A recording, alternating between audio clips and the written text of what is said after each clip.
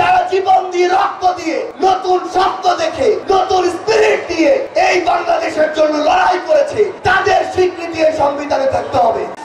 আমরা আপনাদেরকে শুধু একটি কথাই বলি, নতুন বাংলাদেশ ছাত্র জনতার তরুণ প্রজন্মের ঐক্যবদ্ধ নেতৃত্বের এক বাংলাদেশ।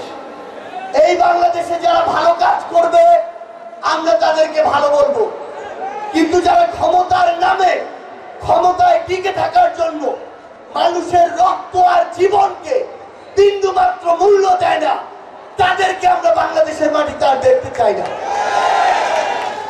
এই খুনি হাসিনা ওই পার থেকে বলে তার বিরুদ্ধে 200-250 মামলা হয়েছে, তার জন্য নাকি আরো 200-250 খুন করা যায়।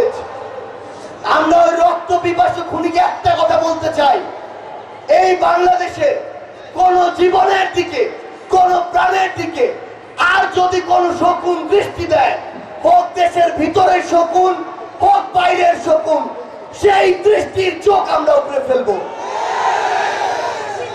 আমরা আমাদের জায়গা থেকে আমাদের সামনে আমাদের শহীদ পরিবাররা রয়েছে, তারা বিচারের জন্য আর্তনাদ করছে। আমরা আমাদের এই বিচারগুলো চাই। ওই খুনি হাসিনা বাংলাদেশে অবশ্যই চট করে আসবে, কিন্তু এসে সরাসরি ওই বিচারের কাঠগড়ায় দাঁড়াবে, এসে সরাসরি ওই কাঠগড়া থেকে ফাঁসির মঞ্চে দাঁড়াবে। আমরা আমাদের জায়গা থেকে একটি স্পষ্ট কথা বলতে চাই, আমাদের এই বাংলাদেশে অবশ্যই যৌক্তিক সময় নির্বাচন হবে, কিন্তু তার পূর্বে এই খুনি হাসিনা যে আমাদের সিস্টেম গুলোকে ধ্বংস করে দিয়েছে, সেই সিস্টেম গুলোর একটি সংস্কার করতে হবে। আমাদের এই বাংলাদেশ আর কোন নতজানু পররাষ্ট্রনীতিতে বিশ্বাস করে না।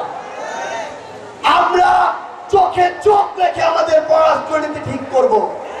পৃথিবীর যে কোনো পরাশক্তি যদি বিন্দু মাত্র চিন্তা করে যে তারা বাংলাদেশকে ডমিনেট করে কোনো পররাষ্ট্রনীতি নির্ধারণ করবে, আমরা বলি সেই পররাষ্ট্রনীতি আমরা ছুঁড়ে ফেলে দিব।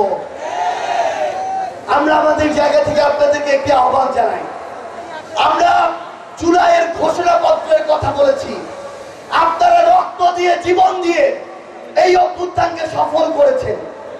এই অভ্যুত্থান সংবিধানের একটি গুরুত্বপূর্ণ জায়গায় স্বীকৃতি থাকতে হবে।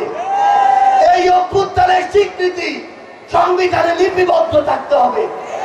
এই 24-এ যারা জীবন দিয়েছে, আমার শহীদ ভাইরা যারা রক্ত দিয়েছে, আমাদের আহত যোদ্ধারা, তাদের স্বীকৃতি এই ঘোষণাপত্রে থাকতে হবে। যেই প্ল্যাটফর্মকে সামনে রেখে ফ্যাসিস্ট বিরোধী পুরো বাংলাদেশ ঐক্যবদ্ধ হয়েছিল, সেই বৈষম্য বিরোধী ছাত্র আন্দোলন, এই প্ল্যাটফর্মের নাম স্বর্ণাক্ষরে ওই ঘোষণাপত্রে থাকতে হবে।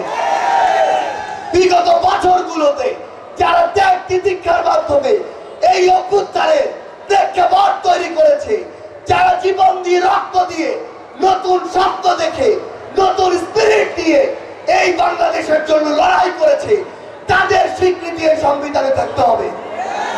আমরা আমাদের জায়গা থেকে স্পষ্ট করে একটি কথা বলি, আমাদের এত রক্তের জীবনের বিনিময়ে যেই আমাদের এই অভ্যুত্থান এবং সংগ্রাম, এই অভ্যুত্থানের স্পিরিটে আমাদের শব্দগুলোর ওই ঘোষণাপত্রে লিপিবদ্ধ থাকতে হবে।